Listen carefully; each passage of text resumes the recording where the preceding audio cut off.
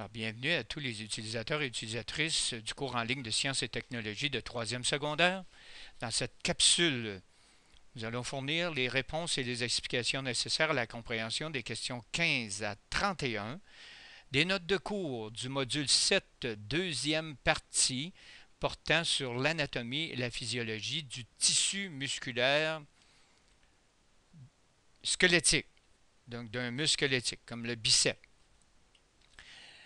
Comment c'est fait un muscle strié volontaire? On voit ici les parties. Premièrement, un muscle est attaché à un os par un tendon, numéro 1. On voit qu'il y a du sang qui va nourrir le muscle, vaisseau sanguin. Numéro 3, c'est un tissu conjonctif. Tout ça, quand on mange un steak, par exemple, on voit qu'il y a des tissus blancs dedans. C'est ça le tissu conjonctif. Ça tient les fibres ensemble. Parce qu'une fibre, c'est une cellule musculaire. On en voit une ici. Si on la grossit, on arrive ici. La cellule musculaire, la fibre musculaire, est composée elle-même de sous-parties qu'on appelle des myofibrilles. Voici l'agrandissement d'une myofibrille. Qu'est-ce qu'on retrouve à la base d'un muscle? Deux protéines très importantes, la myosine et l'actine. La myosine, myo veut dire muscle, donc protéine principale du muscle, et l'actine, celle qui va faire l'action. Voici à l'illustration ici comment ça fonctionne.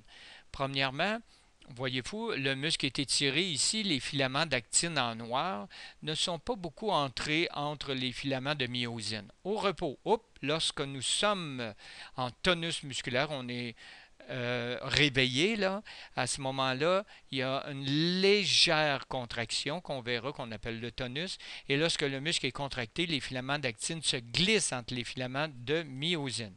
Comment se fait décrit la contraction musculaire? Le cerveau envoie un influx nerveux vers le muscle. Ça, c'est clair, c'est un muscle volontaire. Deuxièmement, les terminaisons axonales motrices libèrent l'acétylcholine, qui est un neurotransmetteur qui va communiquer avec les cellules musculaires, les fibres musculaires, et provoquer leur contraction. Alors, la contraction, c'est les filaments d'actine se glissent entre les filaments de myosine et font raccourcir le muscle et déploient en même temps une force. Ce glissement-là, c'est très énergivore. Il y a beaucoup d'ATP, de petites molécules d'énergie qui sont brûlées à ce moment-là. Et le muscle antagoniste, évidemment, dans ce cas ici, le triceps, sera relâché. Maintenant, trois propriétés du tissu musculaire: l'excitabilité, capacité de réagir à une excitation, dans ce cas ici l'influx nerveux; l'élasticité, propriété d'un muscle de reprendre sa forme après avoir été étiré; et la contractilité, propriété d'un muscle de se raccourcir en déployant une force. Qu'est-ce que le tonus musculaire dont j'ai parlé tout à l'heure? C'est une légère contraction au repos, et il y a trois rôles du tonus musculaire. Permet de maintenir notre corps en position verticale malgré la gravité. On se tient. On a du tonus, comme on dit. Stabilise les articulations et permet une fermeté musculaire minimale, prête à répondre rapidement à une stimulation. Si on veut, par exemple, se lever, on est prêt à se lever. Notre muscle est légèrement contracté. Alors, voici l'anatomie d'un bras. Ici, on veut mettre en évidence le biceps et le triceps. Donc, on voit que le biceps, pourquoi on dit biceps? Parce qu'il y a deux points d'attache, on les voit ici. Pourquoi on dit triceps? Parce qu'il y a trois points d'attache. Un, deux, trois. Alors, on voit très bien les tendons qui sont attachés ici au radius. Et puis, le triceps va venir attacher en dessous ici au cubitus. Et ça, on va voir ça en étudiant les leviers, puisque le point d'appui va être sur le bout du coude et la force va être donnée ici un peu en avant du coude. Maintenant, on veut préciser ici que le muscle qui est responsable de la flexion de l'avant-bras sur le bras, c'est le biceps brachial, l'autre c'est le triceps brachial.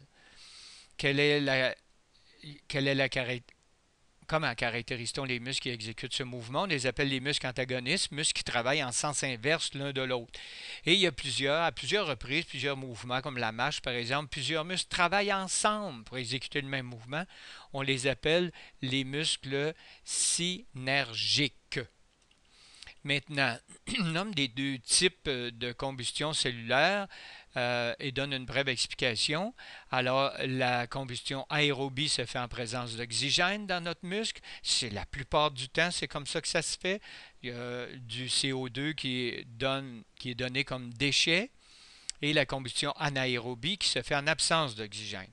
Voici la comparaison entre les deux types de combustion. Ici, aérobie, oxygène, très payante, 36 ATP.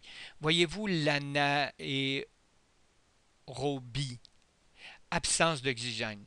Le rendement total, 2 ATP pour une molécule de glucose. Donc, on va comparer les deux ici dans les deux questions. Deux avantages de la respiration aérobie par rapport à l'anaérobie. Produit 20 fois plus d'énergie que la respiration anaérobie et produit peu d'acide lactique ou pas d'acide lactique. Un inconvénient, par exemple, c'est qu'elle est 2,5 fois plus lente afin de permettre aux mitochondries de tout brûler le glucose et de ne pas permettre l'accumulation d'acide lactique. Alors ici, 4 causes des crampes musculaires, manque de nourriture évidemment, glucose, calcium, sodium, surtout le glucose, manque d'oxygène, accumulation d'acide lactique qui est le fruit de la respiration anaérobie et la fameuse déshydratation. Alors bonne étude pour cette section et à la prochaine.